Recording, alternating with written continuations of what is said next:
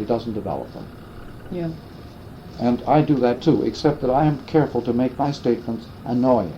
It takes a lot more. Anyway, as I say, I was very lucky to grow up in a society where there were no classes of any sort. You get the sense, by the way, multitude means universality. The feeling, that's what the emotion of multitude is, means this is the condition of man, this is the way it is. The undergraduates at Cambridge are appalling. Naturally, there are a few bright ones. But not any more than in Canada. No more than in Canada. It was awful. As a place to grow up in. No, I was right.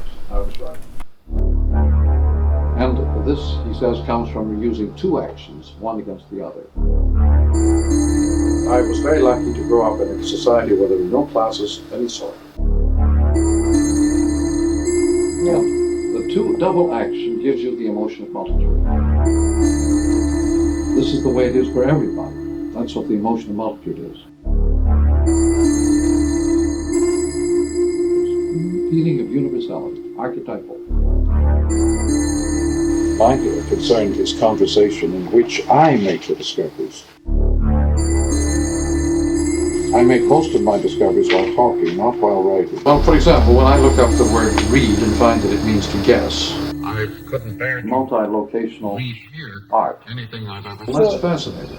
I have no desire to move into the world that I understand so well. So Xerox, the electric thing, is a complete revolution. And that's precisely why And it's away from the I eye. do not wish It's all back to the ear again. to move into it. It's all acoustic. Because I understand it, I much prefer the old mildewed world of the 18th century book.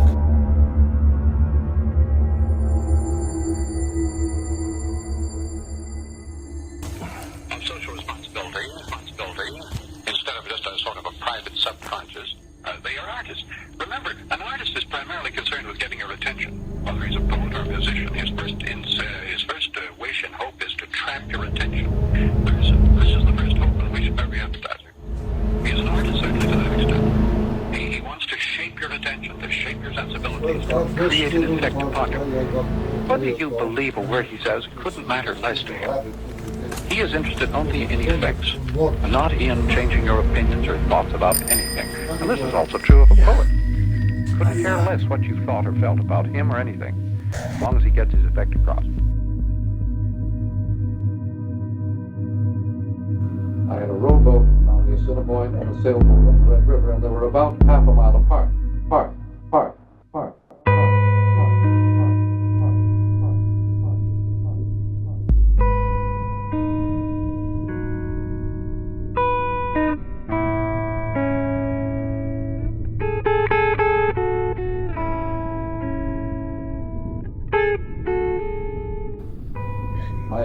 So on the way to school, I could stop off and row my boat for a while on the one river.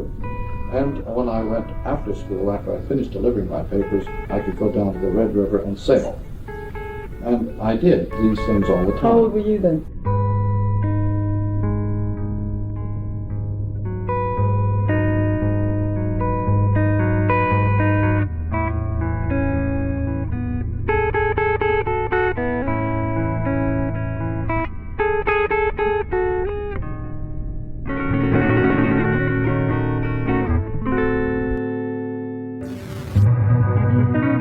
The whole damn Western world is finished. Everything that happened 2,500 years ago with the discovery of writing, at least phonetic writing, every pattern that developed from that world of the visual orientation of man, all the laws, all the philosophy, all the individuality, all the civilization, literally civilization, the idea of the citizen that grew out of that world. The Chinese ideogram is a wonderful instrument of unified sensations. It is so richly unified that most people in our 20th century have begun to study it very carefully as a corrective to our highly specialized alphabet. And this is one of the strange results of electronic circuitry, in which you have everything going on at once, including no division between actors, audience, and authors and readers. Literally civilization, the idea of the citizen that grew out of that world, finished right now. It isn't going, it has gone. We just have a little aftershine left right now. It's gone. I'm not being pessimistic. I'm reporting something that happened some time ago. It's just we're just involved in a mopping up operation. It's just a push Operation. But the disappearance of the private person, the private family, you can see, with the disappearance of the private person, everybody suddenly feels that private ethics are meaningless. And we call it permissiveness. And we don't feel we have the right to punish anybody anymore. Because society is really to blame. How can we punish anybody if we don't believe that anybody's responsible for anything? For anything, for anything, for anything, for anything, for anything, for anything, for anything, for anything, for anything,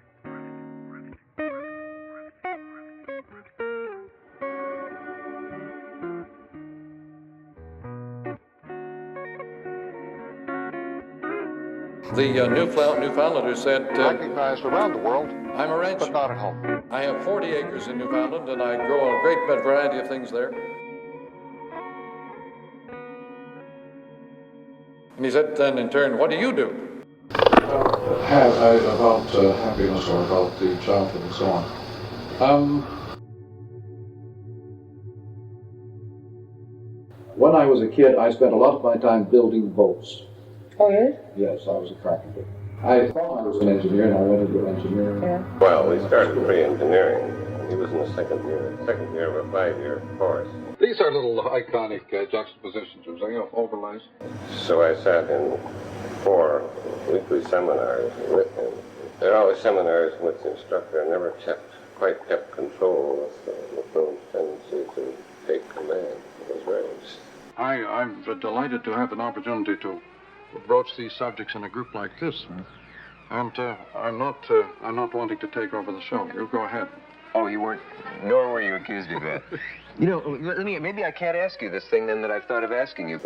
Easterbrook likes to talk of your taking over seminars and becoming the professor. Do you remember that? That early age? He remembers that you would captivate discussion in such a way that the professor became obsolete in 2 or 3 of the courses. I have no memory of that. Huh. Especially any Tendency to take command. It was very interesting.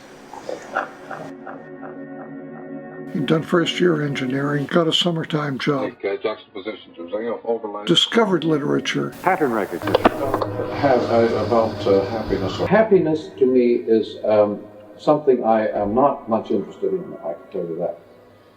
At no period of my life was I interested in being happy. I was very interested in getting on with what I was interested in. And in practice, that turned out to be a source of considerable happiness, in the sense of satisfaction.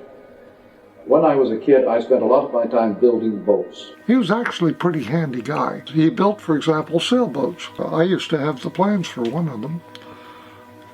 It's gone for a long time now, but I remember the name, How to Build a Racer. And when he got to Cambridge, he was a rower. My oar. Got into rowing. Well, you can't sail in those rivers anyway. The bridges are too low. Stairs on the too wall. many of them. And we're very close because there's so many things we were reading that we found occasion to argue with, discuss. We went through the Chesterton stage, What's Wrong with the World, a Mark Lowell book, and he picked up L.L. Price. I have it somewhere with his name in it, Bill. Something on economics, an elementary textbook. He gagged at that. Since I was taking economics, I read Chesterton and became quite interested. And then from, I suppose, for over a year, there was plowing through the New Jerusalem, Folly Brown stories, a whole bit. Standing arguing on street corners. Remember one occasion, we left some meeting, started to walk home. We didn't live too far away from it. And we were still talking when I noticed the milk wagons going by in the morning. It was about 4 or 5 in the morning, and we were talking in that corner for roughly 4 to 5 hours somewhere, completely unaware of time. The genius of Chesterton and his paradox. Beautiful, but and then of course disagreeing a good deal on a good many things. What's wrong with the work?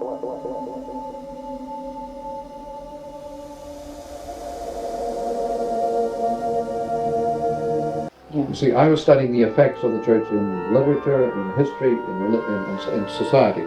That's when? Well, when I was a student, when I was at college, I could see this. But anyway, when you study, so how did it happen? I studied the effect. I became aware that the church had an enormous effect in shaping Western men. Mm-hmm. I became aware of what the church claimed to be. Now, I had no religious belief at that time at all. I was an agnostic. Mm-hmm. But I finally decided that if the church is what it says it is, you are also told how to test that hypothesis.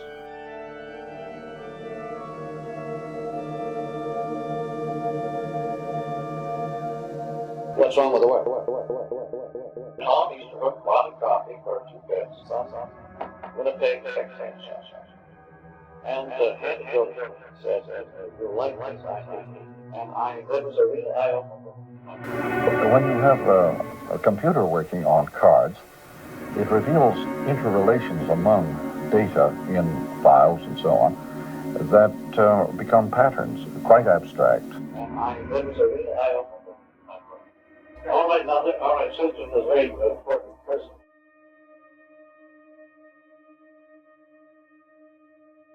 To mention, here is a man who knew more about formal fidelity than any person. Chesterton's essays, anything you ever wrote, was always based on the intense awareness of a public purpose beyond hope. He always assumes that the public is an absolute ass. His paradoxes are all based on figure. All situations are made up of an area of attention called figure, and a larger area of inattention called ground. His paradoxes are all based on figure. They always assume he never stops prodding, teasing, poking that ignorant bunch of erudite. But his own wit, his own perception, is entirely formal development. So that's where I got the fact that Mr. Anybody who pays attention to the hidden grounds and the stages of our work. Anyway, when the subject came up, what about the pyramids? Did they enclose space? And the answer was no. That the darkness inside the pyramids was to space what silence was to sound. And was not enclosed at all. However, Carl Williams at that moment said,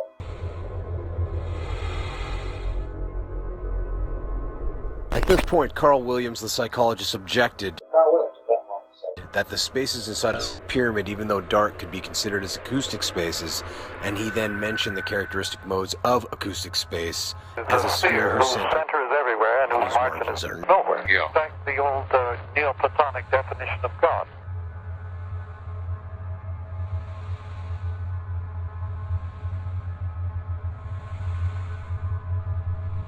previously on Mcluhan Unclaimed. The darkness inside the pyramid was to space what the silence was to sound. And was not enclosed at all. Pattern recognition. However, Carl Williams at that moment said, well, that would be incorrect.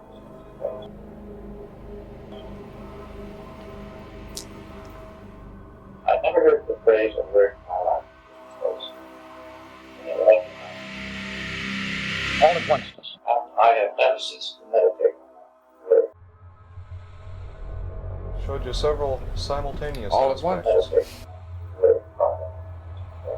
The emotional multitude, I think we can discover quite easily,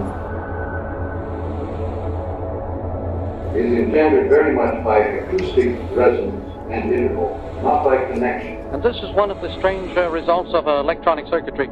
Everything going on at once, no division between actors, audience, authors, and readers. Typically under conditions of information overload.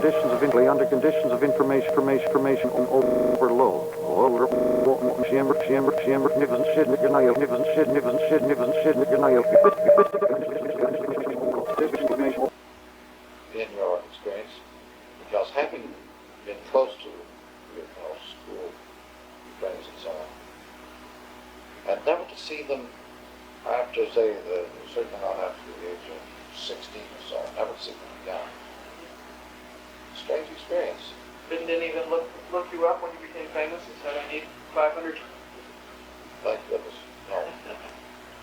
Being an academic, I assumed that I was just a churchman. I was a churchman. Good thing. Well, but you've never run into many of your classmates? No, indeed I have not. And partly because of Winnipeg being so far away. And people don't often go back to Winnipeg. They often leave Winnipeg, but they very seldom go back. And, no, I often think about certain individuals and wonder what they might have become years later. Some of them, like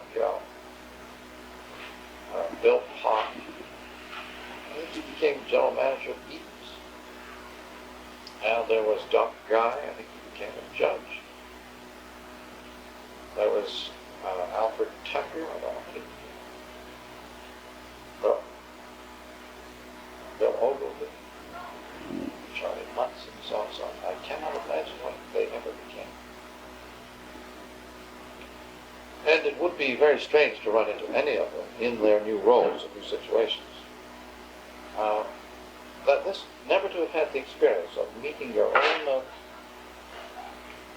schoolfellows, as it were, never to have met them again when they were grown up, is a weird gap in anybody's life. I think it's now normal and accepted. It really is. And I think it means that your human experience is very truncated, very, very fragmentary. Your ability, therefore, to assess the potential of anybody in front of you is very limited. All news is... You've not watched the whole process. Continuity. The whole. Right. I see exactly what you mean. Well, do you remember any of the people you knew who you went to high school with? High school sweethearts and all that sort of thing? Oh, yes. Remember, some of them are living in Toronto, but I never see them either. Fate. Who would they be? Oh, well. All news is fate. I just happen to know that there are a number of people here in Toronto, but I don't know their, for example, Gwen Cox is married to somebody whose name I don't know, but she is. Peggy Ord became Mrs. Bill Morton, and I guess he's professor at Trent. He's head of his department. He's a well-known Canadian historian. But she was one of our immediate in our almost living 3 or 4 doors away on Herbertt Avenue when I was growing up. It's pseudo-event. It's created by the medium that is employed. But there are very few. I have actually run into her. It was at one of these things at Queen's Park, one of the receptions, big state receptions. Right. Bill Martin was there. But it is a strange experience. And something which I think mankind has taken for granted all through the centuries is that for North Americans it's rare. They're so damn mobile, get around too much. What did your father do after the war? After the war, he went into the insurance business, eventually, but I don't know what he did initially. I think he was in real estate. He was in Edmonton, he'd been in real estate. He'd been? Real estate. Right. You live typically under conditions of information overload. Any of you folks that would enjoy learning about poetry physics may do so tomorrow at 2. At IBM, this is called pattern recognition.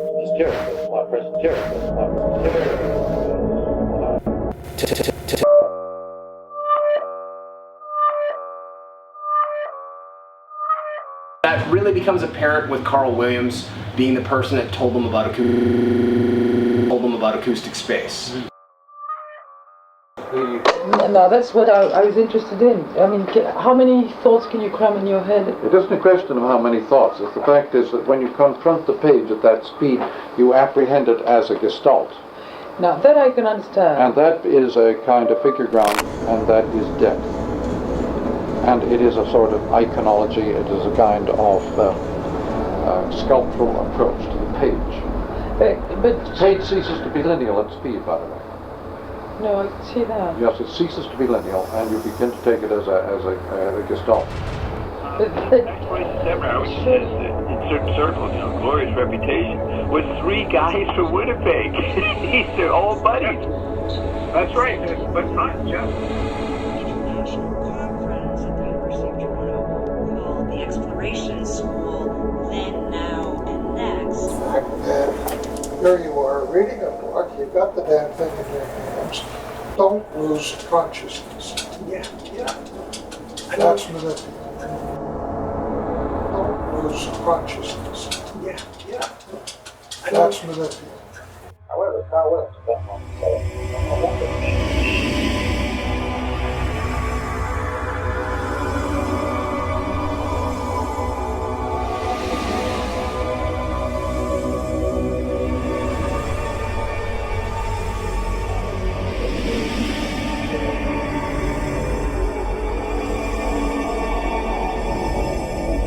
I have never ceased to meditate where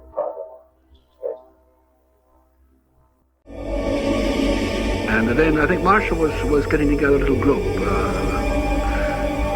Carl Williams, Ted Carpenter, of course. Well, I've worked on all these problems with Carpenter. There's another book called They Became What They Beheld. Oh yes, I heard that. And this is one of the strange results of electronic circuitry in which you have everything going on at once.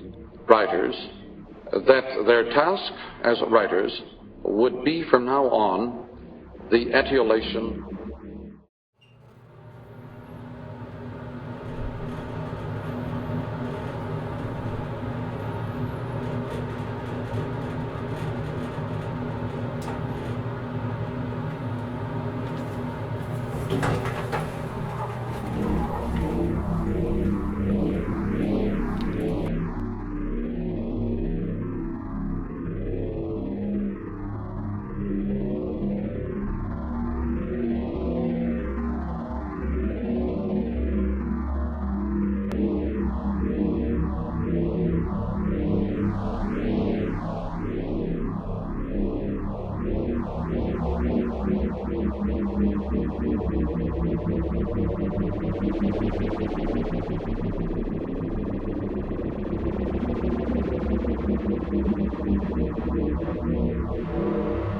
the evolving of self-portrait, an image. There was no such impulse or response in the Middle Ages when they had the scribe and manuscript culture, or in the ancient world. It was with the coming of the printed book that people suddenly felt the need to reflect, to bounce their image off this public as a form of self-expression, self-portraiture.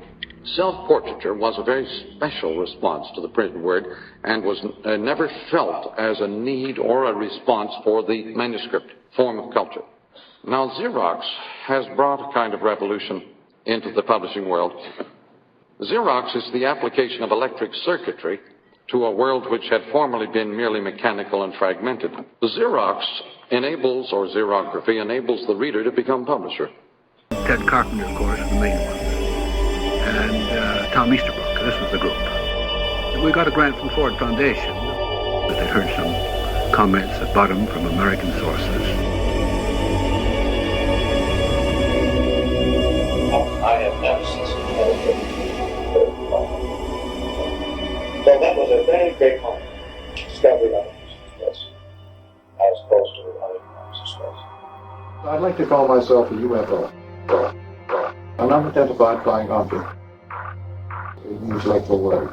An unclassifiable verb. What I'm famished for, Tony, is a bit of the old... But I'm writing for a public that will eventually like me. Why we care? It may be a long time from now, it doesn't matter. or they may be here now, but they're very few. Doesn't matter. But I don't use any popular acceptance as a standard for what I do. What we'll learn. I don't measure myself against acceptance or reputation. I'm not interested in having a reputation. You think eventually they will recognize it?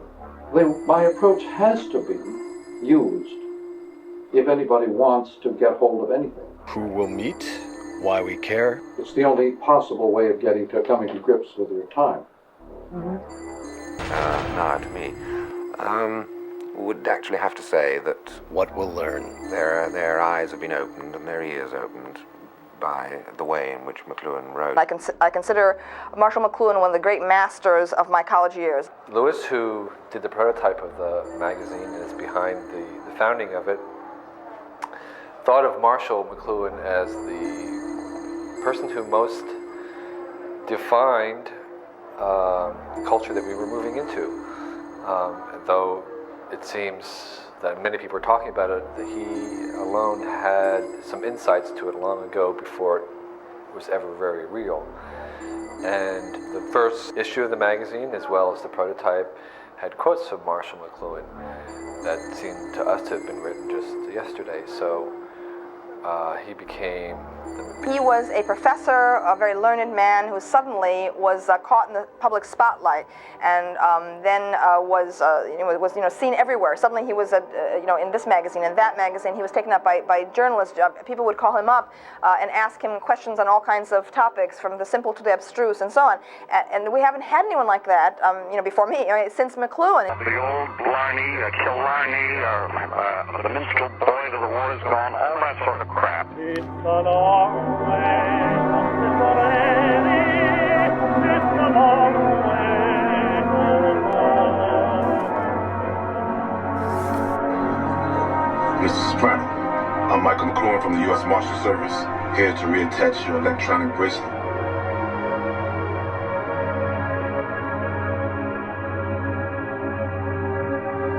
You know, I don't think I've read more than 30 pages in the book yet, and it's how many years?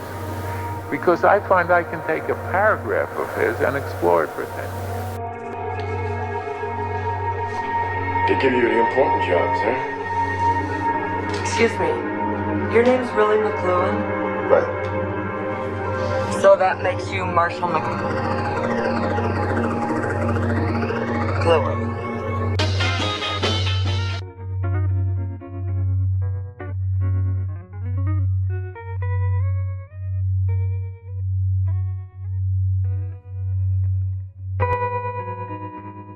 Our youngsters today have automatically rediscovered the meaning of myth. They live mythically. They're still being educated and taught non-mythically, but they live mythically. They experience a huge disproportion or discontinuity between living integral, electrical, mythical lives and being pushed into old situations of specialized fragmentation and compartmentalization and classification. Well, for example, I would like to talk about the software environment as teaching machine. But my understanding media is phenomenology of the media. Teaching machine. Yeah, that has no buildings. If the software environment... Got it.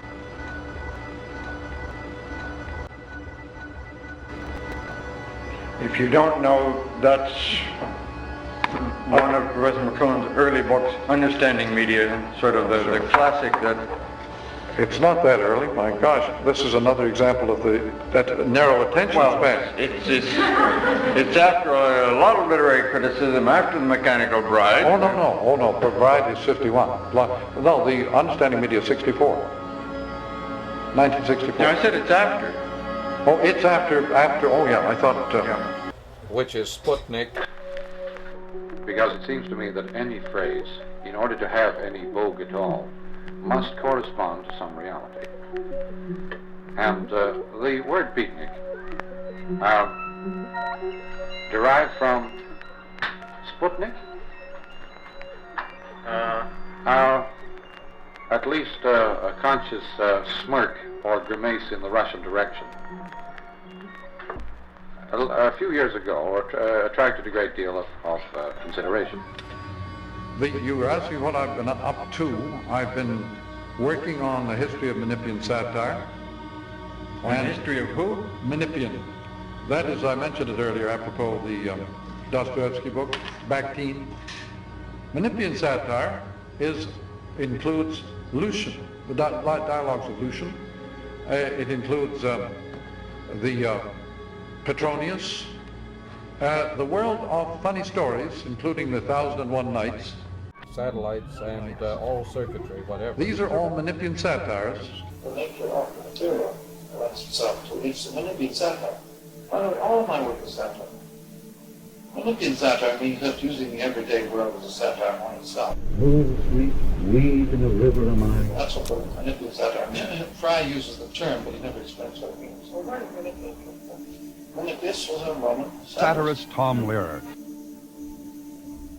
But anyway, I don't know what words that behind, but using the everyday world as satire. When the everyday world is crammed with huge, multi-billion-dollar artifacts. Let's write that letter to grandchild here, dear. We are still writing the letter, Oh. Dear grandchild, Helix culpa. As you know, the voting age used to be 18. It will be 3 in your time. 3 years of age is sufficient now to mature a person and to give him a proper quality of senile grooviness. The word groovy used to mean new, as you know now. It means settled in well-established patterns. The kids, the awful struggle is the real pressure cooker situation is the kids who are the natural citizens of this electronic world. Sensory commons. Are also caught in what Tony calls the pencil box world. So you've got the slowest environment and the fastest people together. Now, so that's why the schools are going to get blown out. That is called a gap, a generation gap. People need to meditate on the nature of gaps very much, because between a wheel and an axle you have a gap, and without that gap there could be no wheel. When the grease disappears and the gap seizes up, you've got problems. Now, what's wrong with our generation gap is not that there's a gap, but that it is seizing up. It is getting into a hotbox situation. Your pops ain't came through for I'm nigga. just saying, He's doing though. real bad I'm right just now. saying, We know that thing. In which the blooming wheels won't turn. Our ballot boxes are turning into hot boxes. Our ballot boxes are turning into hot boxes. They're hotting up the political situation, trying to get representatives out of that old box. And it's hotting up and seizing up and will not yield representatives, but only freakouts. Only freakouts. They're hotting up the political situation, trying to get representatives out of that old box. And it's hotting up and seizing up and will not yield representatives, but only this is freakouts. no, in the information world, espionage is the biggest business in the world.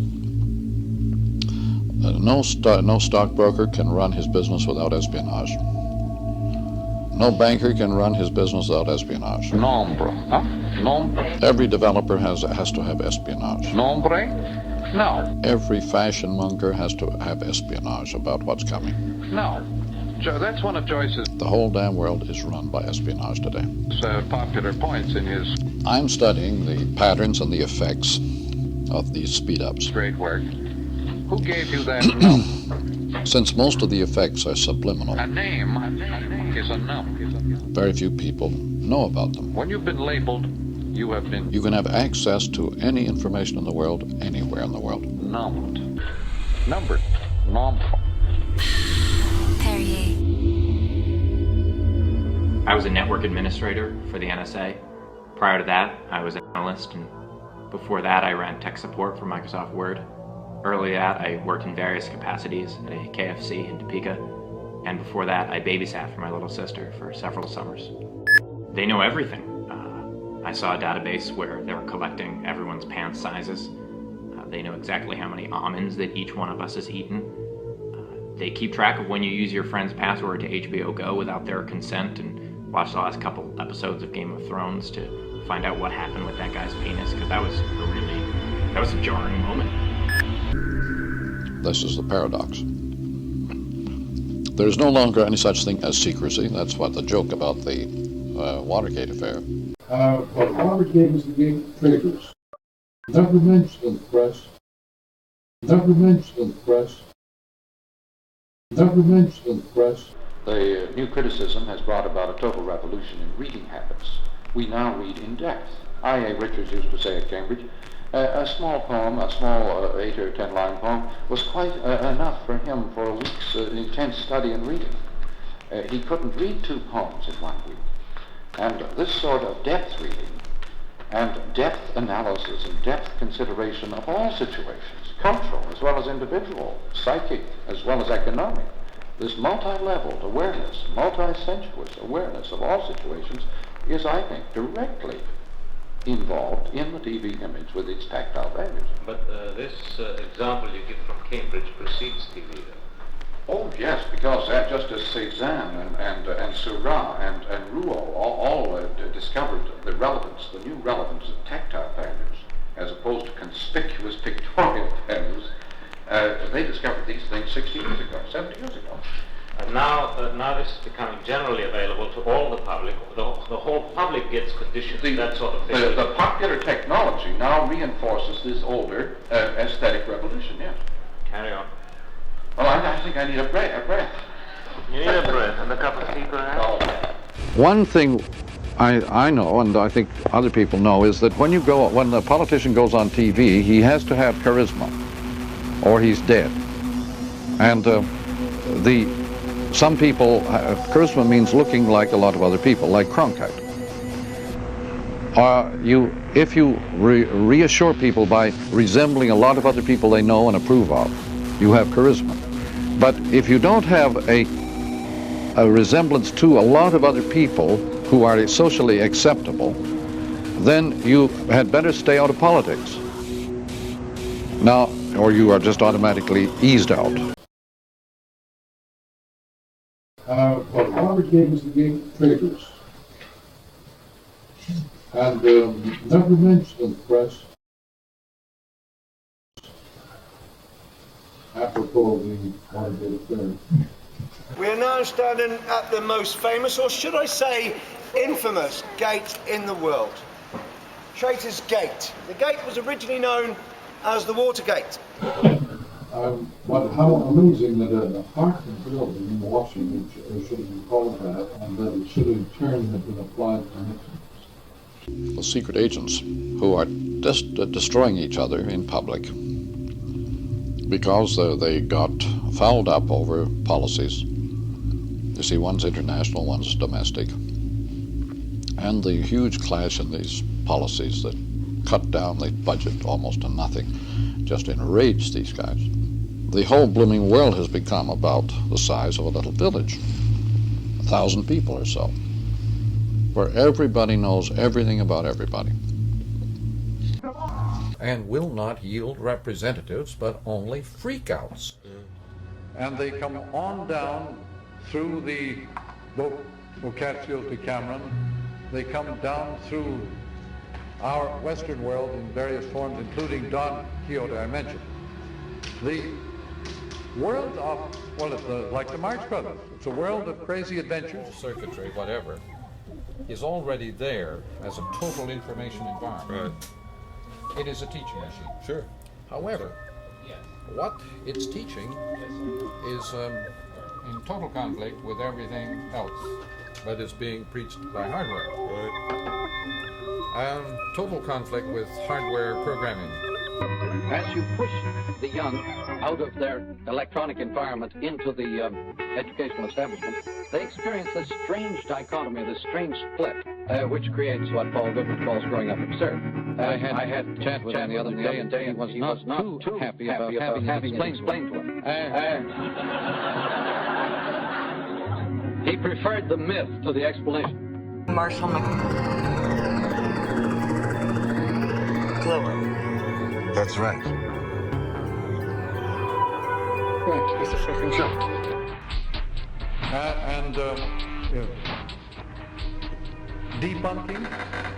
Debunking serious things and serious people. Erasmus's Praise and Following, Rabelais' Gargantua. These are Menippean satires that are debunking serious people and pretension. They're put-ons.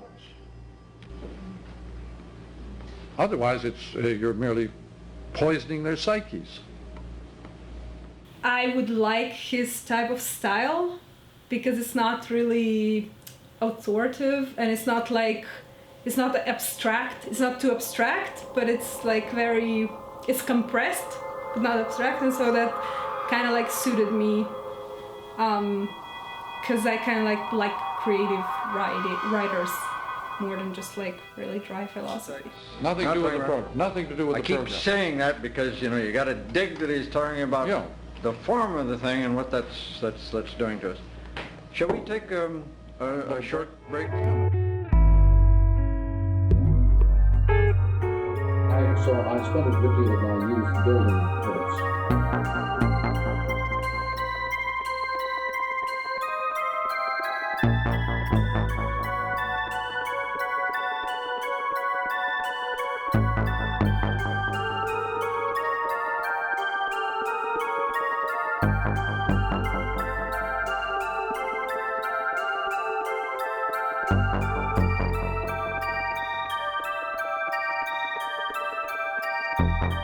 And then, I don't know, I guess like Global Village, and then I actually think that Gutenberg Galaxy was kind of one of the like later books that I didn't even actually read like linearly. Like I just like read like sections as I needed them when I was like writing. So I spent a good deal of my youth building boats and sailing them. Little ones and big ones.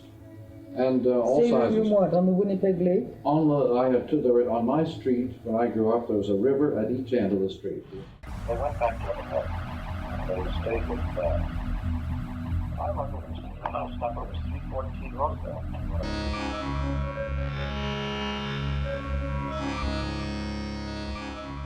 I remember it was the house number was 314 Roosevelt.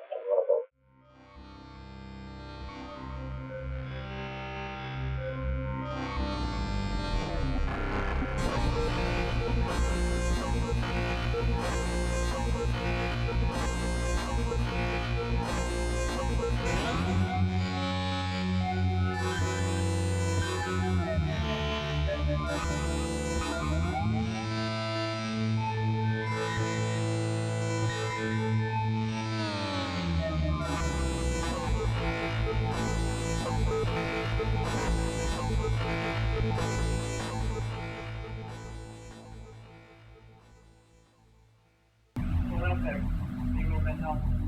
Oh, that's 5 years old. Got back and forth. And you were there from there on out? Yeah, stayed on the bed for 2 months. That's 1960. Nothing else to say then? I don't know about 214 Roosevelt, but some of the other houses are. Oh, you moved to another house? Well, we were in 606. We were in a 507 Cruiser. The house I grew up in on Bridget Avenue is still around. It was a house that actually was occupied by a man who was prospect to Ardale. We were together one night, it was just 2 years ago, and he asked me what street I came up on. I said, Bridget Avenue. What number? 507. He said, I grew up in 507. Isn't that me? Unbelievable. How much years your junior was? Well, I guess it'd be at least 25 years old. So, ever heard of the phrase, the medium is the message? The Assiniboine at one end and the Red River at the other end, and I had a boat on each end of the street. I had a boat on the Assiniboine and a sailboat on the Red River, and there were... Very wide awake, filling in the other page out of my own noodle. He probably stimulated more people than almost anyone else around I can think of. Maybe he stimulated more people than anyone else around. But he tended to stimulate them like whirling dervishes.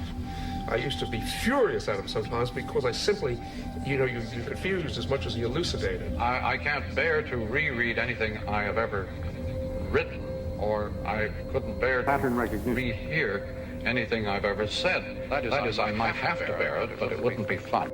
About half a mile apart. I used that phrase that needed was the message at a radio conference in 1957, when they were very much afraid that they were finished, that TV was taking over. Yeah. And that's when I took, the radio people. It was a radio conference in Vancouver.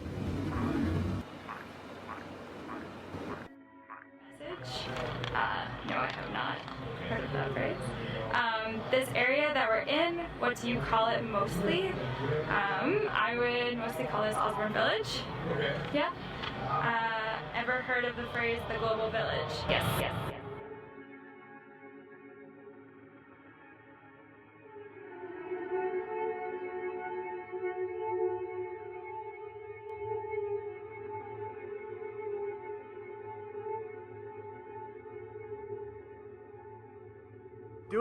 I'm doing a little documentary about famous Manitobans. Do you mind if I ask you just like 2 quick questions? You can ask me 4 if you want. Awesome. First question. Oh, I got an infinite number. Okay. First one is, have you heard of Marshall McLuhan? I've heard the name. Okay, did you know he grew up on 409 Gertrude Avenue? Was that right? And have you heard of the phrase global village? Have you heard of the phrase global village? Yep. Now, when you think of Osborne Village, do you call it Osborne Village, Confusion Corner? I see McLuhan as a 60s person in a way, where he was right for the 60s. No, he's a 60 person. 2060. That's when the crowd's going to know what he was saying. 2060, maybe early. Do you think that we should study the effects of the technologies that we use? Absolutely. I think it's necessary because nowadays we're seeing that the social media and technology as a whole, it has more control over us than us having control over it. Right. So have you ever heard the phrase, the medium is the message? No. What about the global village? No. Have you heard of Marshall McLuhan? No, I haven't. Who is Marshall McLuhan? Was the question. Well, that's supposed to be a sick joke. Are there any sick jokes about McLuhan? Who is Marshall McLuhan? What is the grievance behind the sick joke? Well, I had never any problem about knowing who I was. This kind of bizarre, would-be cynical and paradoxical sort of remark has, I think, some of the characteristics of a McLuhanism. Even 200 years after Copernicus, he was still a novelty, a freak. I'm not much inclined that way. I'd rather go home. Isn't some of your thinking transcendental? I said yes. Most of it's incidental. The village or Fort Rouge?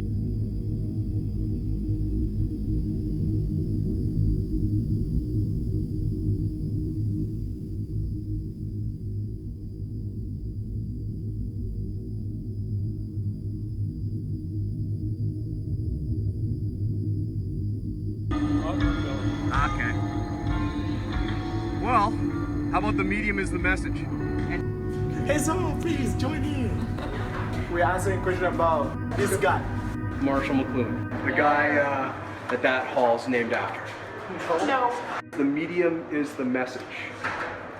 Somewhat. Yes, I think I've heard of it before. How about the global village? No. Have you heard of that phrase? I've heard that phrase, yes. Okay, so for the records. Do you mind standing up? You have heard those phrases. Yeah.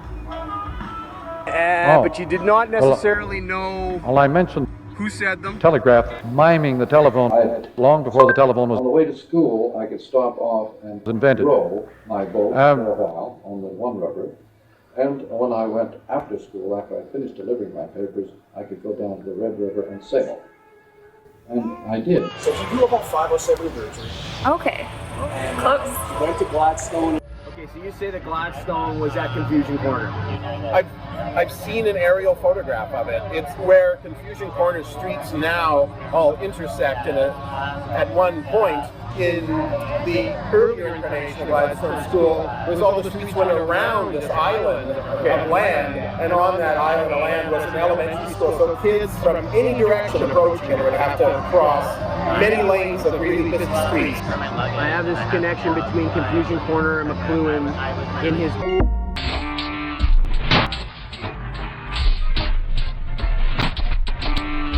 What do you call it mostly? I call it Confusion Corner.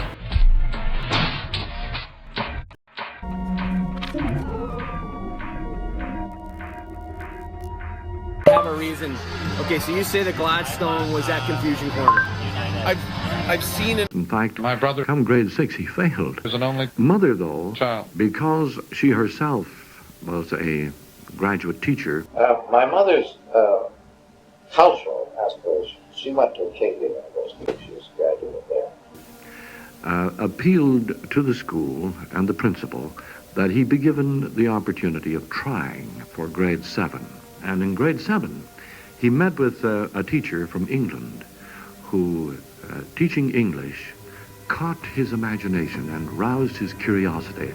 And from then, or rather from that point, he never looked back. 42. Yeah. And this thing's on page 41. And it's Confusion Corner. And I'll show you it now. Oh, it was a different building. I understand focus. Yeah. These things all the time. How old were you then? I would have been 14, 15, 16. Were you playing alone or? Oh no, I had lots of, not lot, but I had, there was always my brother and his friends and my friends on the He's same younger street. than you? 2 years younger. They were about half a mile apart. We used to play baseball. We had our own baseball team, our own hockey team on the street, and we would enter into competition with other teams and so on in the local competitive leagues. And I was a southpaw pitcher for the Winnipeg Fireflies, left-handed pitcher. Oh, you're left-handed? I'm left-handed, and I was taught right-handedness, so I got crossed up at that point of my schooling. I was shifted back into right-handedness, which I think has probably had some strange effects on my life. Yeah. But that's like making you into a literary. Yeah. I guess so. But I've never, my mother and father didn't get along very well, and this was itself a kind of education because to my brother and myself it seemed perfectly obvious to us that they were infants, hadn't grown up, and that they didn't know how to get along with anybody really, and they were just immature. Have you had any real fight with anyone? Fist fights? No, I mean... Lots of them. Fight.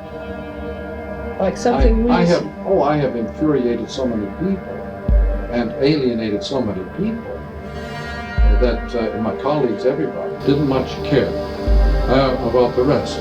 However, as I got more interested in my studies, naturally I took a little more interest in the exam. Well, no, I'm not stubborn at all. I simply demand to understand what I'm doing. And so I have always had ways of seeing that have been unconventional. As a small child, I was told at the dinner table over and over again by my father, would you get up and say that to a group of men?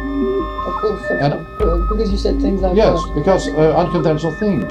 Like, can you remember? No, because I was only 6 or 8 years old. But I would say, of course I would say it to a group of men. Naturally, why not? It's true.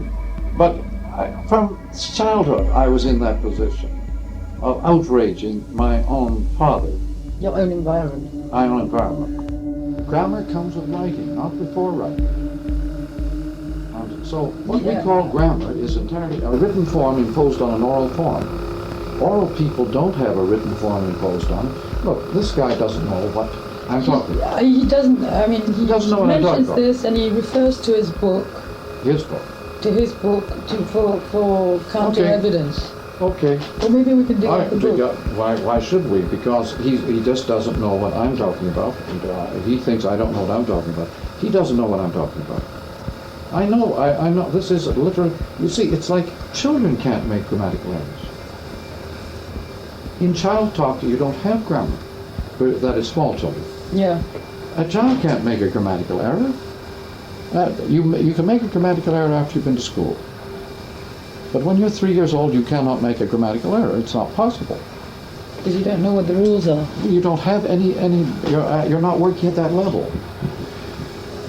So, well, I mean, I don't know. You no, see, I mean, I'm just being the mouthpiece because you asked me. When you see when a child says bow wow, and points at a dog, that may or may not be grammar, but it wouldn't know how to make a grammatical error. Yeah. For centuries, the only kind of skill or grammar or literacy that was taught was that connected with the writing, reading and writing itself. All the other skills and technologies of the environment, the stupid people will always get angry at you. taken for granted. And you think the more the better? The more the better. These things... That is, you let them come out in the open. But you think really there's that many dumb people? I think there are very, very, very few intelligent people. School, scholia, among other things, meant leisure. The word school means leisure, And, scholia. So, persons who go to school are really people who don't have to work. Understand the language and grammars of On men. the other hand, we have increasingly tended to turn the classroom into a place of work. Morris is much more inclined to pay attention to the ordinary milieu. The ordinary milieu of events never impressed me very much. I always assumed, I could feel this very strongly, I always assumed that it was something that I would shake off and leave behind. I never felt that it had any meaning for me. I always felt that the immediate milieu in which I existed, whether in Winnipeg or elsewhere, was a kind of derived, a kind of accident that was absolutely important.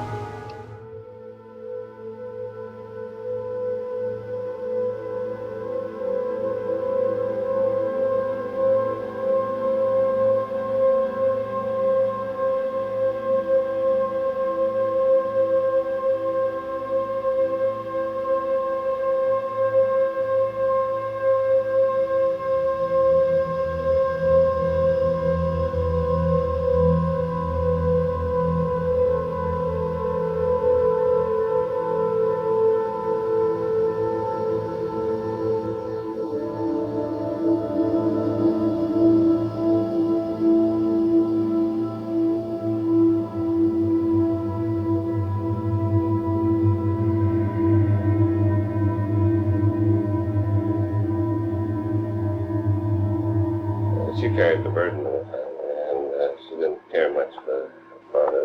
And it was easy to hate Dad because he was so permissive. What did he do? Real estate. Right. Did you see much of him? There was a company out there, Sullivan, Donald. I always had the feeling that I had something rather important work to do. And I think probably my father had something to do with fostering that idea. My father was a great educator. That is in the sense that he loved to build young people up in their own idea of themselves. He really was quite a psychologist. And an enormous raconteur. My gosh, what a raconteur. Endless stories. He was also a fiddler, one of the great fiddlers of Ontario. Oh yes, he was one of the belonged to the old tradition of fiddlers. We have his fiddle. Much in demand. So your parents were both artists then?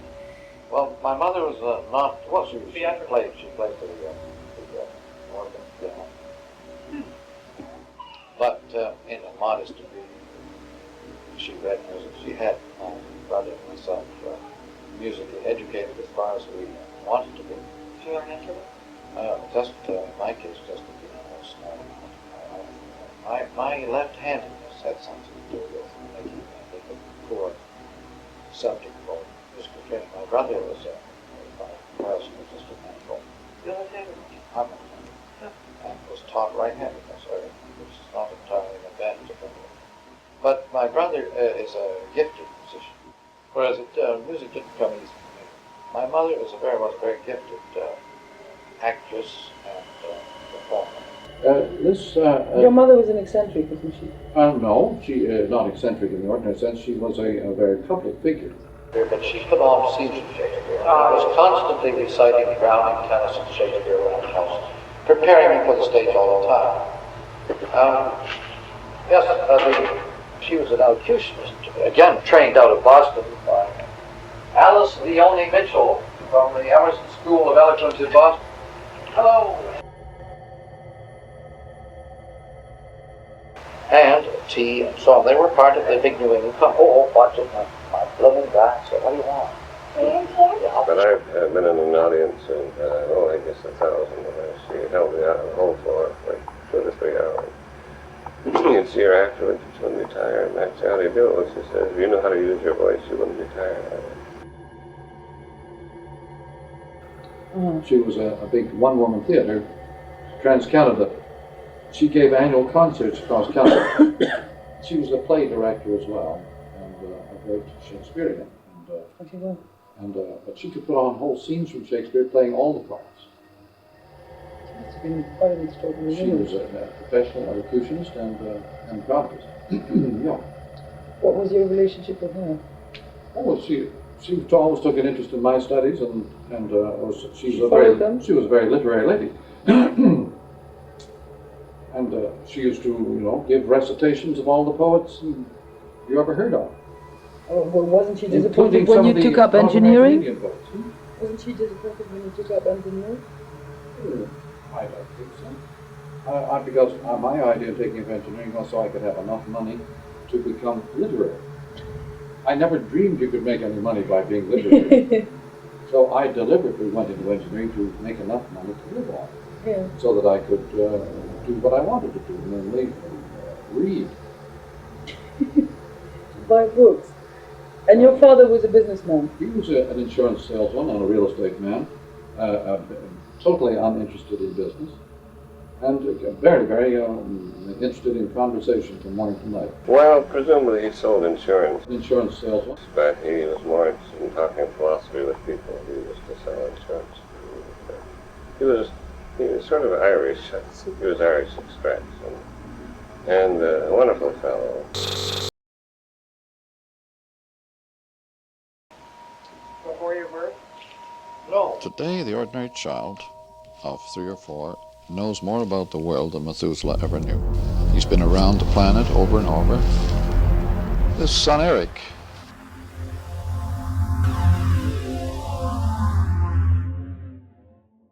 He was always fascinated by clouds. When he was flying in airplanes, he'd look out the windows and study the clouds. Thought they were wonderful. Down here on Earth, he'd be looking at them all the time. Well, no, that's an exaggeration. From time to time, he'd just stand back and study them. I see the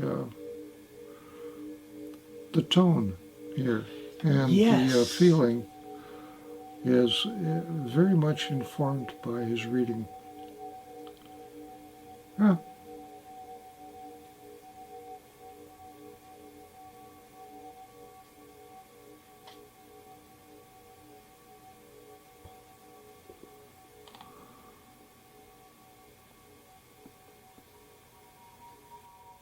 There's a very sufficient reason why the skies near Winnipeg are quite unlike those elsewhere, even in this province. It will have occurred to anyone who has observed the characteristic formations of clouds near. Now that way of speaking, that's somewhat formal. Almost elocution style. Oh, it is. It's a definite voice. There is one compensation which the daily trip to the Manitoba Union offers to everyone, and it has been disregarded. No one accustomed to see only small patches of cloud and sky beyond trees, wires, and buildings can have any idea of the excellence or of the airy and various beauty of the sky in the environs of Winnipeg. But at the Union, the full glory of the open sky, from the zenith to the whole horizon, is everywhere visible. The sky, which is never too bright nor good for human nature's daily food, is a potent medicine for our poor, nervous, melancholic world, so pitilessly stretched on the rack of greed and earth-creeping desires. No one who has studied the sky at the Union during the day and at sunset will feel that there is anything visionary or unnatural about Turner's skies or colors. Now, Turner was the first great artist ever to study the sky, and he discovered that of the 3 levels of cloud, only one possessed the qualities that constituted it a medium for the communication of ideas. Rain clouds are uninteresting, and so are unordered stratus clouds that wander like sheep at pasture. But higher up are the cirrus clouds, which have a definite and often symmetrical character. Now these clouds, which are seen only infrequently in moist regions, are almost a daily phenomenon near Winnipeg. But what we would say now, it will have occurred to anyone who's observed. People who look at clouds will tell you that. Right. Different voice. Right. So it will have occurred to anyone who's observed the characteristic formations of clouds near Lake Winnipeg, those in an extensive farming area. He headed back west. He also he had friends back there. And he also was palsy with my mother's brothers, both of whom were in the army. But her father, hello, that we used for her father had a farm near Winnipeg. we shine in our faces. So they went back to Winnipeg. They stayed with I remember the house number was 314 Rosedale. It's a farming area, and those near a different voice. So pick another accent, try another accent, another rhythm of speech. See which ones are way off in the wrong field and which ones are getting closer. Which ones, there's a little ballpark of voices that could be saying this. That's practical criticism. Find the speaker. On de Lubac's observation about the experience of anagogical interpretation. Right. It's a very contemplative and meditative thing. But the way he described it rang a whole carillon of bells, because it's precisely what Havelock said in preface to Plato about the technique the oral poets used when they're reciting poetry to an audience. The audience got wrapped up in it, and they had the same experience of that. Gosh, here's the Middle Ages, and here's the 8th century BC. And they're the same thing. But these guys don't know about them, and they don't know about them. Yeah. So let me put it together and see what happens. And I did. And one thing led to another, to another, to another, to another. Elocution is the audience. Yeah. Always. Invention is the subject matter. Arrangement is how you organize it. Mm-hmm. Eloquence is how you tune it into your audience. Mm-hmm. That's the fine-tuning. An empathy, like an empathy connection. Memory and delivery. Yeah. Okay. It's funny, the internet is here. They don't know what the hell is going on with the internet. What they're talking about is what Dad was talking about in the 70s. And in the 70s, he was talking about the 70s. So now they're noticing the 70s. Yeah.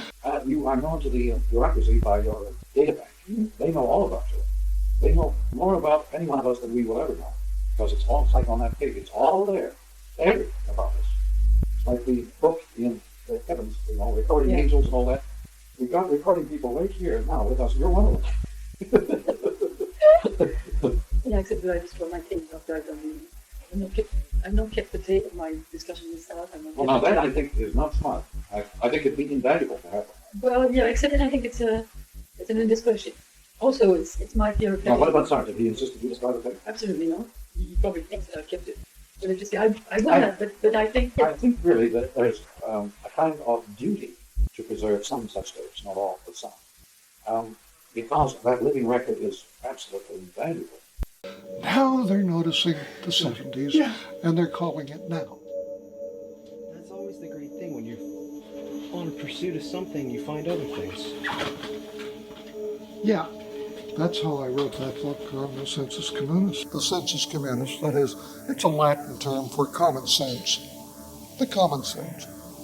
And the common sense is both what we mean by just plain down-to-earth common sense, as well as something that is really uncommon, and that is the sensory commons, the place where all the senses get together and party. I started out to write an essay, a few, I thought maybe 2-3 pages. Yeah.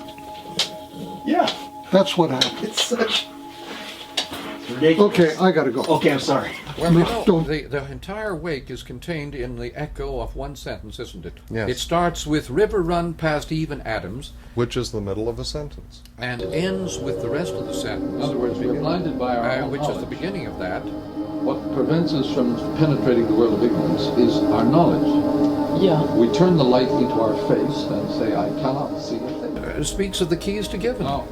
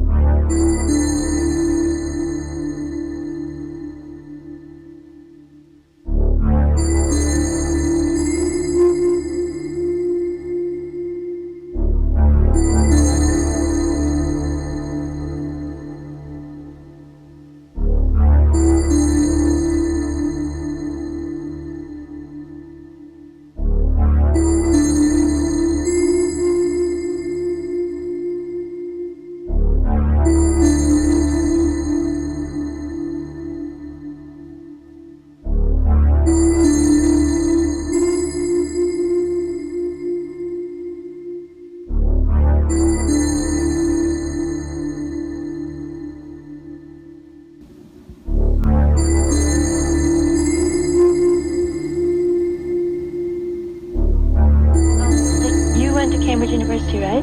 Among others. That means you completed school, right? I completed several schools. Well, I did 2 BAs and 2 MAs and 1 PhD. Well, why, if you say school should be bypassed? Because I regard it as utter leisure. Among others.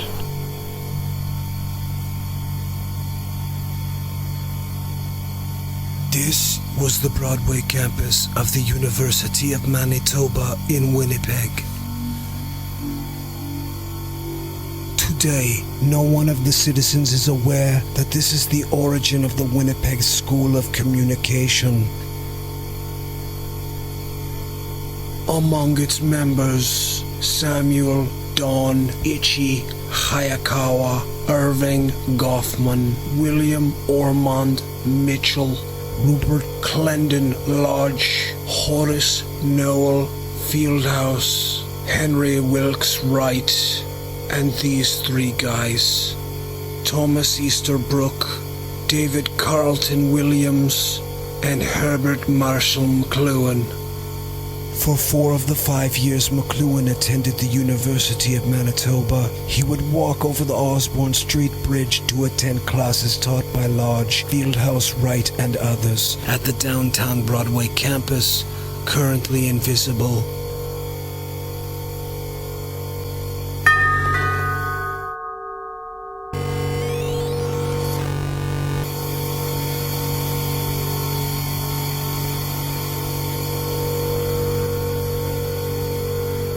Hayakawa from Winnipeg, 6 years before Mcluhan, graduated with a Bachelor of Arts, published an article about T.S. Eliot entitled Mr. Eliot's Autodafé. Both worked at the University of Madison, Wisconsin in the mid-1930s. His essay, The Revision of Vision, appeared as one of 2 introductions to Yogi Kepish's The Language of Vision, published in 1944. At the time, Kepish and Hayakawa were colleagues at the Illinois Institute of Technology. There is little doubt that Mcluhan knew of Hayakawa's essay, since the other introduction was written by Siegfried Gideon, who became Mcluhan's mentor and friend after they met in St. Louis in 1943. Siegfried Gideon has a wonderful chapter on anonymous history in Space-Time and Architecture, in which he explains that all the things we do absent-mindedly, without any special awareness of their full intent,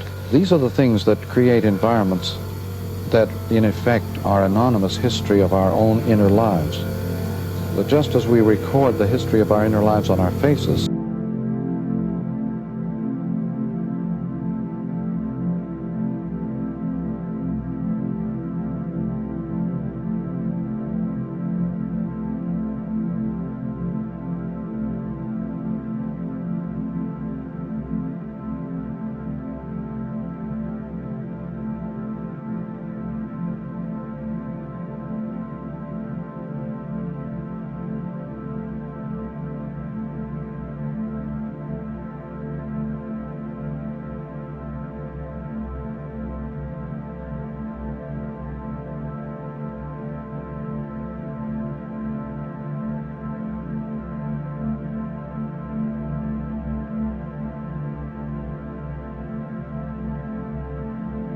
the implications of this will just be absolutely revolutionary. I mean, the magazines and the media and all that took them over. I mean, let me give you an example of the sort of no think, no balls stuff that went on in the 60s. I think it was at the same time that this conference was going on that we all met. Newsweek magazine wanted to do a cover on Marshall. So they invited him to the high church lunch on the top floor and all that kind of stuff. And all the guys, the heads of the departments came in, and he had to do his, dog and pony show and things like that. I was there. This is what Harold Innis tells you all about this. The guy has never read Harold Innis. No, these guys are very superficial. They're little debaters, Yeah. They're debaters. That's what my question was. They're debaters. But occasionally you're caught up on one fact. What sort of? Sometimes I actually make a typographic error. My concern is conversation in which I make the discoveries. I make most of my discoveries while talking, not while writing. What comes out in the article is, and on the one hand this, and on the other hand that. There are those that say this man is a genius, and yet there are others who say he's a charlatan. What do you think? We won't impose our view. Did you see Richard Schickel's wild attack on me and More? Paper called More, and just a paper called More. Where is that available? Oh, it's New York paper. Oh, that son of a bitch! These. See, he's bringing out a new book himself, and this is a chapter on me in his new book. On meditation, speculations on celebrity in America, and it's a wild swinging attack, quite unscrupulous. You see, to me, one thing I'm glad in relation to you is that McLuhan as a fad has passed, but to me, McLuhan as a giant is just beginning. Well, thanks. In that, look, from my position, I feel that my book stands on your back, in that... Certainly doesn't stand on my toes, I don't feel uncomfortable. Yeah, well, what I mean by that is that what you have opened doors that people like myself from my body of experience can go into and flesh out an experience because you didn't work in the areas I work. See, also, you're not using a point of view, you're using perception. Views on you, that's authoritarian and all that, the bastard. The pusillanimous little scribbler. There's a guy lying in a public place. In the Mechanical Bride, I took a moral stand. Right. Because I was dealing with the effects of one medium only, the mechanical. Okay. So do you regret having moralized in No, it's simply that I would never waste my time doing it again. Because moralizing in that particular book is absolutely a waste of time. It's strictly a literary book with literary types of value judgments made by a literary man about mechanical culture. The book ceases to be a service when there are 39,000 new titles every year in the United States alone. It becomes a nuisance. Committed by oath, and there are 33,000 new titles per annum in the UK. All that to write the truth and all that. Nobody has time to read more than a few dozen books sort of stuff per annum. Wrap himself in the first. So what about all these new titles? Amendment, when somebody... What's the meaning? Threatens them a little bit. Everybody begins to get very annoyed. Get out, At this super... So that's the kind of production crap that came down. The number of people who would... Same with the motor car. Show up in public. As you live in and say... very, very tight little world. He's the man. You begin to look at people and say, I wonder where he's going. What the hell's he taking up all that space for, making all that pollution for? Who does he think he is? Small. It was always easy to say... Very interesting. Now, Schwartz stayed with them the whole time, did he not? They were really... McLuhan read everything he could find by Gideon, and may well have come to Kapish's book by him. Both believed in a hidden unity of a lost equilibrium.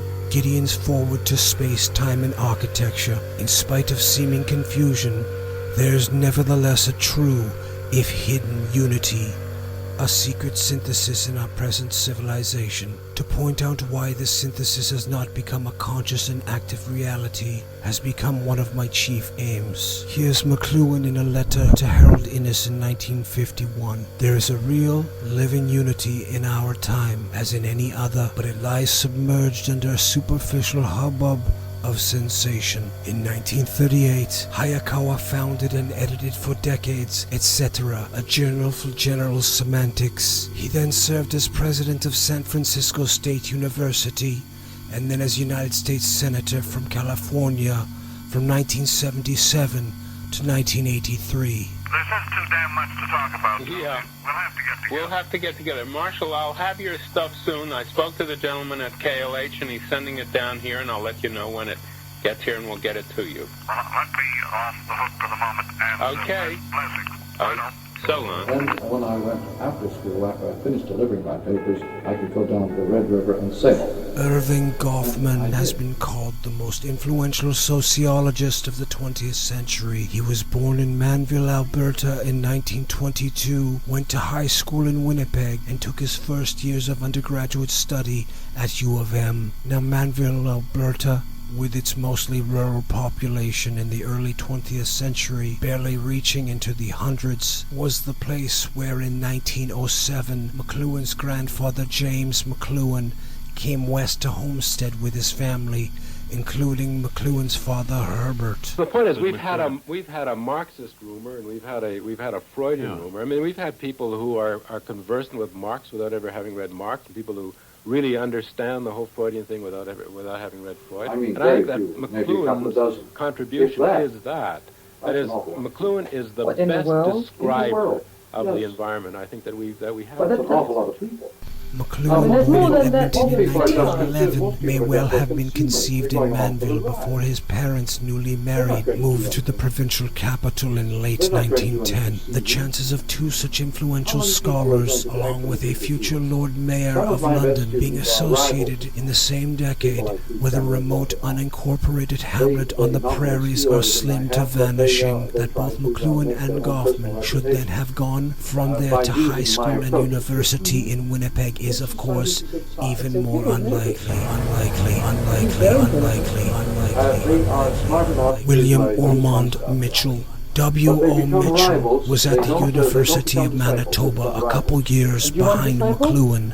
From 1931 to 1934, the two published together in the short-lived U of M Literary Review, Toba, and certainly knew each other at the time. Later, Mitchell became one of the few Canadians in Mcluhan's generation whose fame as a writer and observer of the social scene rivaled his, at least in Canada. His best-loved novel, Who Has Seen the Wind, 1947, which portrays life on the Canadian prairies and sold almost 1 million copies in Canada. As a broadcaster, he is known for his radio series Jake and the Kid, which aired on CBC Radio between 1950 and 1956, and was also about life on the prairies. Bill had begun to enjoy philosophy and his arts courses more than the sciences. This was largely due to Professor Rupert Lodge, who taught him philosophy. Lodge made a lasting impression on him and was instrumental in altering his career direction from medicine. Horace Noel Fieldhouse, educated at Oxford and Sheffield, head of Department of History, 1938 to 1945 at U of M. In his letters, Mcluhan has this to say about him. February 23rd, 1931. I have reason to be elated today. I received back my second history essay with the following note. A very, very pure thing. A student's essay which I can finally say I enjoyed reading. Excellent work. It was worth 2 weeks' work to earn a compliment from the fastidious Fieldhouse. And while many felt Fieldhouse was a legend and the most inspiring teacher they ever had, others felt he was dangerously ambiguous with regard to fascism. According to W. Stanford Reed, an evangelical Calvinist in the Academy, quote, Fieldhouse was a pilot in the First World War and maintained a swashbuckling style that glamorized him with some, particularly women, and irritated others, a consummate bureaucrat and a cult figure among conservatives. He went on to be head of the history department at McGill and then the dean of the Faculty of Arts and Sciences. At the very least, he told Mcluhan, don't go to Oxford. Go to Cambridge, but Mill Fieldhouse, late between Dean Fox and McGill. Now, was a chapter told me go to Cambridge. Thank God he did. But Lodge End, the fieldhouse, wildly discredited. A paradoxical figure indeed. By the way, it was all fieldhouse. Talking, don't go to Lodge. Go to Cambridge. That's where they have the best industry.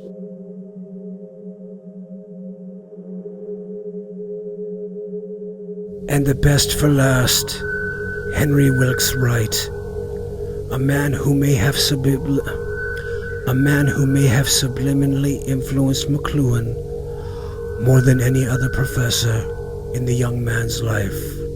Out of the 6,000 items within the Fisher Rare Book Library collection, only 168 books are heavily annotated of Marshall McLuhan's working library. Wright's The Moral Standards of Democracy is the 168th of 168.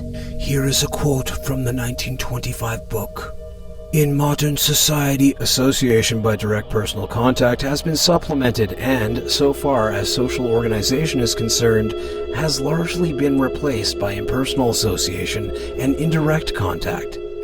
Now, these activities of indirect contact and communication proceed through the intermediation and instrumentality of mechanical agencies. And these agencies themselves are extensions. I investigate media, and I don't pretend to understand them in any complete sense at all. But I find them very exciting things to investigate. They are, as you know, parts of our own bodies, enlarged and extended to create human environments. Any technology is a part of ourselves acting as a new environment. Extensions in the physical world of those bodily organs of intercommunication and personal association possessed by every human being. With regard to the just mentioned quotation, here's Cameron McLuhan of mcluhanvideos.com. Well, Wright talks about what he calls intercommunication as being the key to human identity, human social life, human religious life, etc. And when McLuhan later encounters what may be called the history of communication in Innis. You won't read this in any book except Understanding Media. Oh, no, you will. Bias Communication. Harold Innis has something on paper and paperers. Yes, sir. What was the effect of Chinese paper and the books in China? They didn't have an alphabet. They could not write messages. You see, until the alphabet came in, writing never had the meaning that it has for the Western world.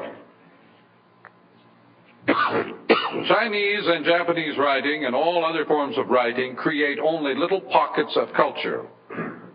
They do not create visual space. They do not create interconnected spaces. They create little pockets of village-like cultures such as we are returning to now in the electric age. Hippie style. Chinese writing does not create visual space, does not create civilization, does not create roads. Now, you haven't read Understanding Media. Well, they're really trying. Or you wouldn't have said that nonsense. Trying to do it is to. You didn't say yes. Because I explain this in detail. To the world that they're not in. You know? There's only one kind of writing that creates civilization. This is the Hebrew writing does not. big gap. Arabic writing does not. Culturally, Persian writing does not. technologically in our world. Chinese, Japanese writing do not create civilization because they do not create visual space. Is the one between hardware and software. There is only one kind of writing that creates visual space, and that's phonetic writing. The old mechanical hardware world.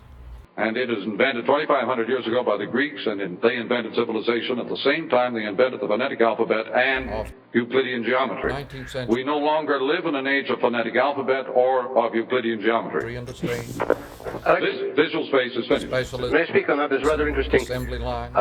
Thing in relation to this. Which gives us our in 1400 BC, on the island of Knossos, there was invented the first phonetic alphabet. It was very primitive, but nevertheless it did have phonetic symbols in it. Built on the model of a book. Now, Knossos is very close to Egypt. At the same time in Egypt, there was reigning a pharaoh named Akhenaten. And he was the first wonderful world pharaoh in Egypt to sponsor illustrative painting. Civilization. It was a wonderful world. And I found this at the time extremely interesting because I wanted to find out, being convinced that there is a definite parallel between the development of phonetic writing and verisimilitude or visual reality in paintings. As soon as I encountered these things, as soon as I encountered either one or the other, I want to find its counterpart. A similar incident happened when I discovered that 11th century Japanese sculpture was highly realistic. And I checked that through with Japanese scholars and discovered that in the 11th century, for a very brief time, the Japanese had a phonetic alphabet. This is apropos what will happen in a few minutes, actually, with our slides. Before in any culture. And it's finished. Why? Because it has been social life, human religious life, etc. Surpassed. And when Mcluhan later encounters what may be called the history of communication in Innis, this immediately rings in a new culture of software, information, or electric simultaneously. Old bells that he had in his head from Wright. Which the computer people call software. And this is a world where you have multi-billion-dollar environment of service images, vast affluence, available to children standing up in their playpens watching TV.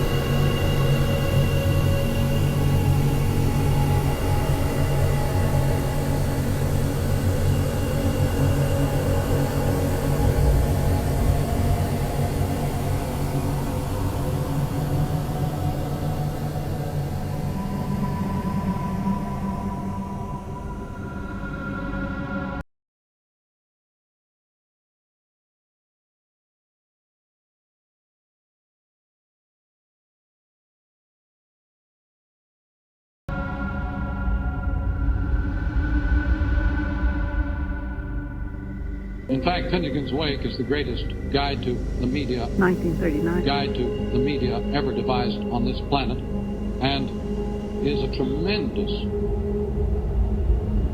study of the action of all media upon the human psyche and sensorium. But it's difficult to read. But it's worth it. Now, as we move our evolutionary process out into the environment itself, our children in a 20th century information environment have to process more data. If the outside world suddenly becomes charged with vast quantities of highly organized information than any human being in any previous culture of the world, our children from early infancy are engaged in extraordinarily hard work. And that work is mainly just growing up, because to grow up in a modern electronic environment is a fantastically complex and difficult job. What then becomes the role of education? And I think the answer again is simple. It's back to the hunter, back to training perception. The hunter learns by alerting every sense and training his perceptual life. and instead of putting something... It's a rather luminous phrase, or Marischal. 1939.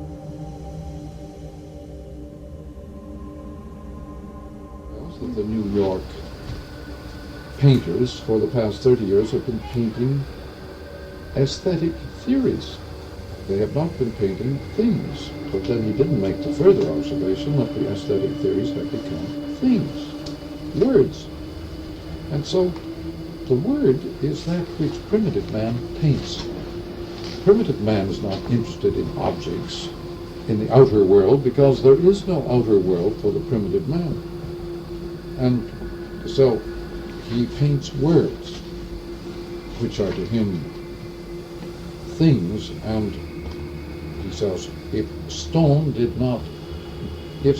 were not stone, how would I know stone? It's as simple as that. The word rabbit is rabbit, otherwise how would I know rabbit? It's as simple as that. They're not signs for things at all. To program the environment itself as evolutionary.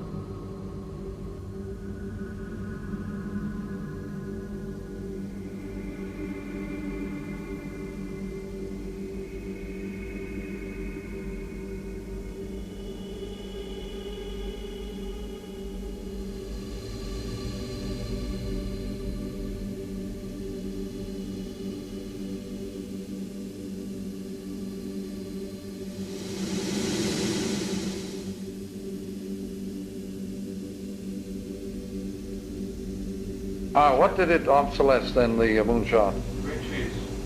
Yeah, the moon is made of green cheese, yes. It obsolesced mythology. In fact, Finnegan's Wake is the greatest. Well, no. So small children have made some of the greatest discoveries. The most famous discovery in our time is the automatic governor on the steam engine, from which we have the word cybernetics, was made by an 8-year-old child. Oh. Well, he wanted to play marbles. He had the job on the steam engine of pulling the string to let the steam out.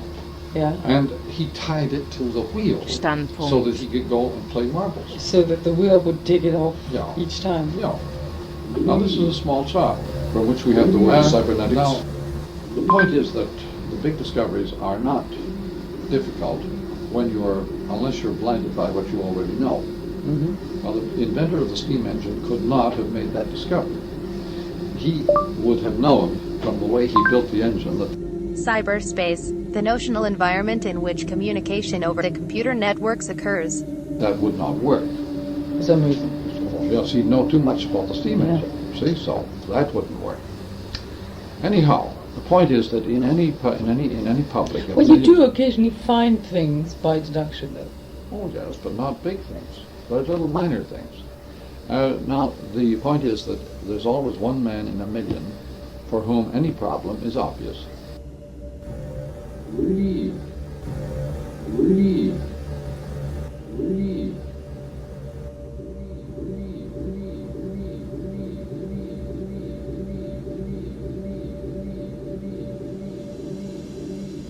But it's difficult to read.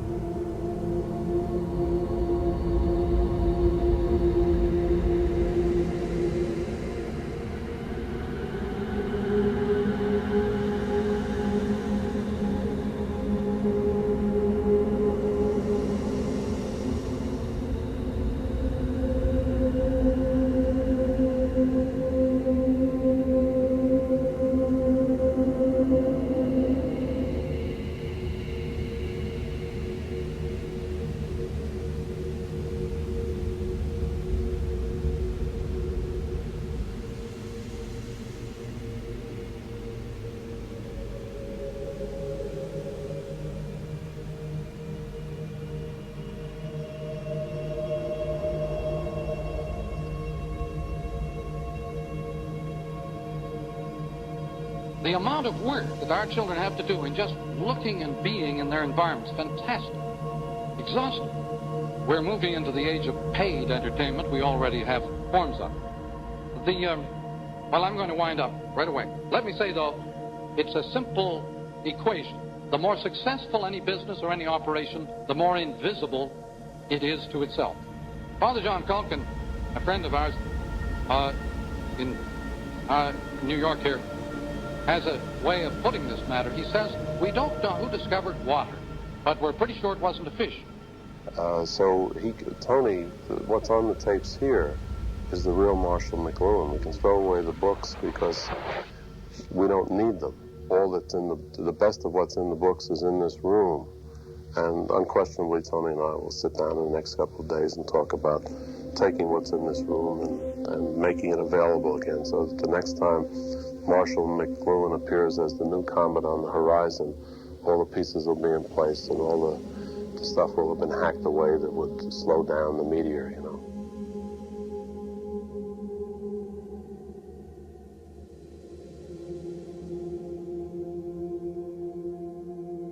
The moment you accept the world as a recording studio, you have accepted the environment as an art form.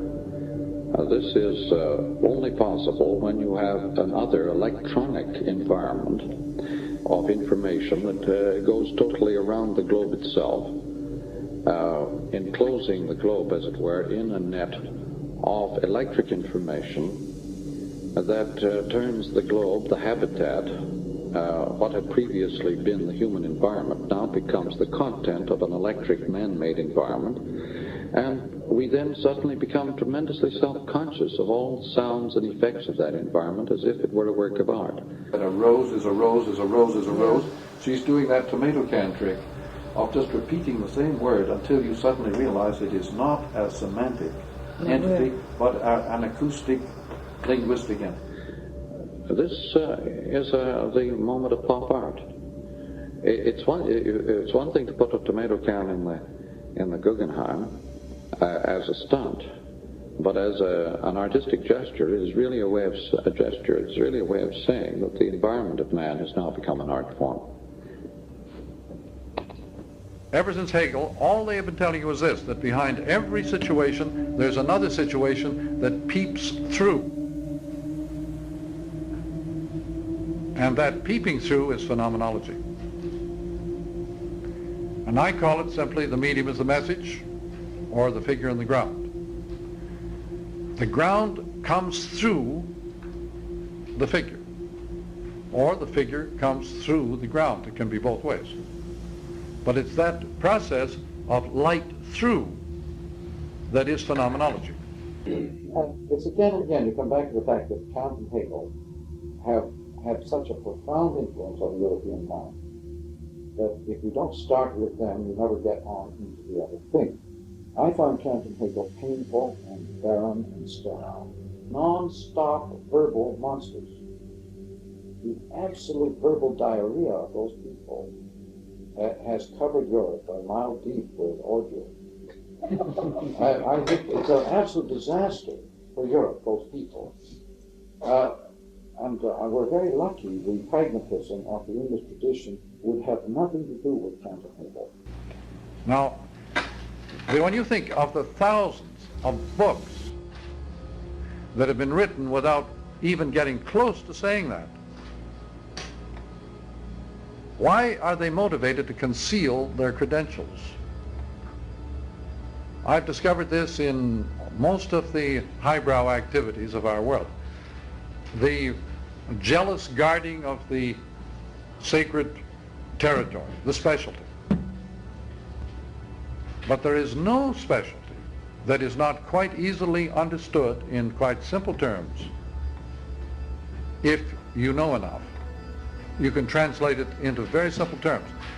Of anything. And so I'm constantly striving to upset people. As a pedagogic technique, by the way. That is pedagogy. It's stimulating. Yeah, it's called dynamic teaching. Maybe one of the greatest artistic and literary worlds of all time. This is not, because most of the writers I'm speaking about are extremely difficult. People like James Joyce, who incidentally is having a premiere tonight. I'm surprised that so many of you are avoiding it. The Portrait of the Artist is having a premiere tonight at local movie theaters. But Joyce's Finnegan's Wake is one of the great world performances using all of the languages of the world simultaneously. And we live in such a great age. The Elizabethans lived in a chaotic, crazy world. The 5th century Athenians lived in a mad, decaying and collapsing society, which led quickly to Greek tragedy, which is an account of their own misery. But the alphabet destroyed Greek society in 100 years. It was gone. The alphabet is a very destructive, fragmenting force, which the Greeks certainly did not survive. The Romans took them over in time to save something. That's preserved for us. Okay, but the effect of the alphabet on the Greeks was violent. And they gave us great institutions resulting from that misery that they went through. But they became so intensely individualistic and competitive that they destroyed themselves very quickly. The alphabet drives people toward extreme forms of egomania and competitiveness. But that is only by people who take it seriously.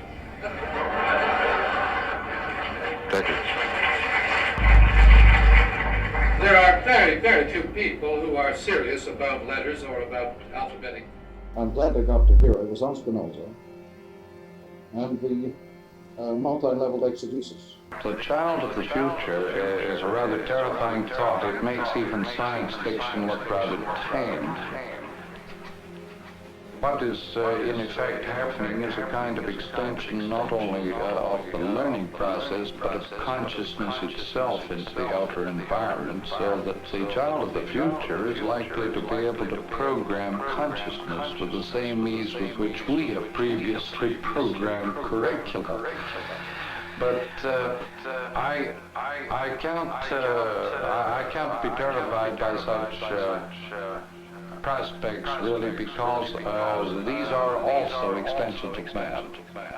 They are not ways, they are means of becoming more oneself rather than ways of becoming alienated from oneself. You can't possibly imagine a technology except the most specialist fragmentary type that could possibly alienate man from himself. They amplify our powers, they accelerate our powers, and they enrich the learning process enormously.